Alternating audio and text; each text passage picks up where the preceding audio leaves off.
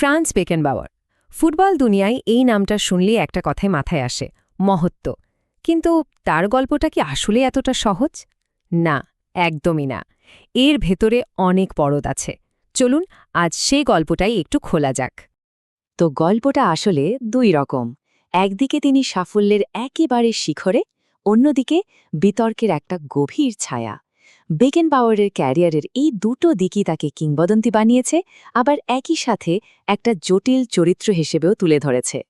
ভাবা যায়, ইতালির অন্যতম সেরা একটা ক্রীড়া পত্রিকা তাকে বলছে সর্বকালের সেরা ডিফেন্ডার। মানে একজন ডিফেন্ডারের জন্য এর চেয়ে বড় প্রশংসা আর কি হতে পারে। এটা থেকেই বোঝা যায় মাঠে তার প্রভাবটা ঠিক কী লেভেলের ছিল। আর এই প্রভাবের কারণেই তো তার নাম হয়েছিল ডের কাইজার, মানে সম্রাট। কেন? কারণ মাঠে তিনি খেলতেন না, তিনি যেন শাসন করতেন। তার হাঁটা চলা, বল কন্ট্রোল সব কিছুতেই ছিল এক রাজকীয় ভাব। আর ফুটবলে তার সবচেয়ে বড় অবদান কী ছিল জানেন? ডিফেন্ডারদের খেলার ধরনটাই তিনি বদলে দিয়েছিলেন। তিনিই প্রথম নিয়ে আসেন অ্যাট্যাকিং সুইপার বা লিবেরোর ধারণাটা।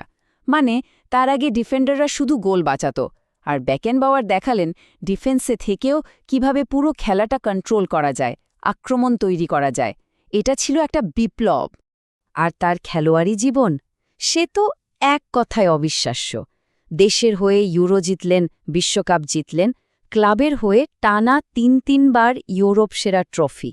আর ভাবুন, একজন ডিফেন্ডার হয়েও দুবার ব্যালন ডিওর জিতেছেন।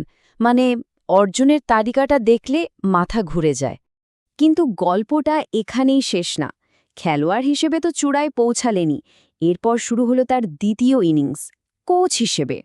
আর কোচ হিসেবে তিনি এমন একটা কাজ করে দেখিয়েছেন যা ফুটবল ইতিহাসে হাতে গোনা কয়েকজনই করতে পেরেছেন। কতটা বিরল এই কীর্তি! আচ্ছা, এভাবে ভাবুন, ফুটবল ইতিহাসে লক্ষ লক্ষ খেলোয়াড় আর কোচ এসেছেন গেছেন, কিন্তু মাত্র ৩ জন, হ্যাঁ মাত্র ৩জনই খেলোয়াড় এবং ম্যানেজার হিসেবে বিশ্বকাপ জিতেছেন। বেকেনবাওয়ার তাদের মধ্যে একজন, অধিনায়ক হিসেবে একবার, ম্যানেজার হিসেবে আরেকবার, দুবারই জার্মানিকে বিশ্বসেরা বানিয়েছেন। তো খেলোয়াড় হিসেবে সফল, কোচ হিসেবেও সফল। এরপর কি? এরপর বেকেনবাওয়ার এলেন তার তৃতীয় রূপে, এবার প্রশাসক হিসেবে। আর এখানেও তিনি জার্মানির জন্য এমন এক মুহূর্ত তৈরি করলেন যা ইতিহাসে লেখা থাকবে। আসলে সময়টা ছিল জার্মানির জন্য খুব গুরুত্বপূর্ণ। সবেমাত্র ২ জার্মানি এক হয়েছে। দেশটা তখন তাদের পুরনো ইমেজ ঝেড়ে ফেলে নতুন করে নিজেদেরকে বিশ্বের সামনে তুলে ধরতে চাইছে। আর ২০০৬ বিশ্বকাপ ছিল তাদের জন্য সেই পারফেক্ট সুযোগ। আর এই বিশাল কর্মযজ্ঞের, এই আধুনিক রূপকথার প্রধান কারিগর কে ছিলেন? অবশ্যই ফ্রান্স বেকেনবাওয়ার। তারই নেতৃত্বে জার্মানি বিশ্বকাপ আয়োজনের দায়িত্বটা পায়। আর সেই বিশ্বকাপটা ইতিহাসের অন্যতম সেরা একটা টুর্নামেন্ট হিসেবে আজও সবাই মনে রেখেছে। বেকেনবাওয়ারের মুকুটে এটা ছিল আর একটা বিরাট পালক। কিন্তু প্রত্যেকটা আলোর নিচেই তো একটা অন্ধকার ছায়া থাকে, তাই না? এই অসাধারণ সাফল্যের পেছনেও একটা বিতর্কিত গল্প লুকিয়েছিল, আর সেই গল্পটাই বেকেনবাওয়ারের ক্যারিয়ারে একটা বড় প্রশ্নচিহ্ন বসিয়ে দেয়। তো বিশ্বকাপ তো দারুণভাবে শেষ হলো, কিন্তু এর বেশ কয়েক বছর পর হঠাৎ করেই কিছু গুরুত্বপূর্ণ অভিযোগ সামনে আসতে শুরু করল। প্রশ্ন উঠল, জার্মানি কি আসলেই স্বচ্ছভাবে বিশ্বকাপ আয়োজন করার সুযোগ পেয়েছিল? আর এই সব কিছুর কেন্দ্রে ছিলেন, হ্যাঁ, স্বয়ং বেকেনবাওয়ার। ব্যাপারটা ভাবুন, একদিকে সেই ২০০৬ সাল, যখন পুরো জার্মানি একটা রূপকথার মতো উৎসবে মেতেছিল, আর ঠিক তার উল্টো দিকে প্রায় ১০ বছর পর শুরু হলো এক তদন্ত, জালিয়াতি আর অর্থ পাচারের মতো গুরুতর অভিযোগ। যে আনন্দ একদিন আকাশ ছুঁয়েছিল, তার ওপর যেন একটা কালো ছায়া নেমে এলো। তো এই তদন্তের শেষ পর্যন্ত কি হলো? সত্যি বলতে কিছুই না। কোনো চূড়ান্ত রায় আসেনি। আইনি মারপ্যাচে, মানে মামলার মেয়াদ শেষ হয়ে যাওয়ায় ২০২০ সালে কেসটা বন্ধ হয়ে যায়। এর মানে কি?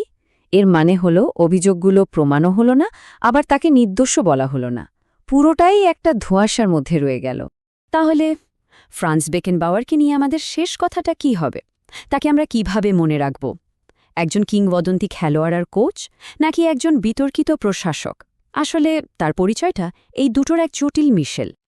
দেখুন, একদিকে তিনি সেই কাইজার, যিনি জার্মানিকে ফুটবলের সবকিছু দিয়েছেন, খেলোয়াড় হিসেবে, কোচ হিসেবে এমনকি প্রশাসক হিসেবেও দেশকে সাফল্যের চূড়ায় নিয়ে গেছেন। কিন্তু মুদ্রার অপর পিঠে তার সবচেয়ে বড় প্রশাসনিক সাফল্যটাই মানে ওই 2006 বিশ্বকাপ একটা অমীমাংসিত দুর্নীতির অভিযোগের ছায়ায় ঢাকা পড়ে গেছে। শেষ পর্যন্ত প্রশ্নটা কিন্তু এখানেই এসে থামে। যখন কোনো মহান মানুষের বিশাল অর্জনের পাশে বড় বিতর্কও জড়িয়ে থাকে, তখন ইতিহাস তাকে কিভাবে মনে রাখে? ফ্রান্স বেকেনবাওয়ারের গল্পটা আমাদের ঠিক এই কঠিন প্রশ্নটার সামনেই দাঁড় করিয়ে দেয়, আর এর কোনো সহজ উত্তর হয়তো নেই।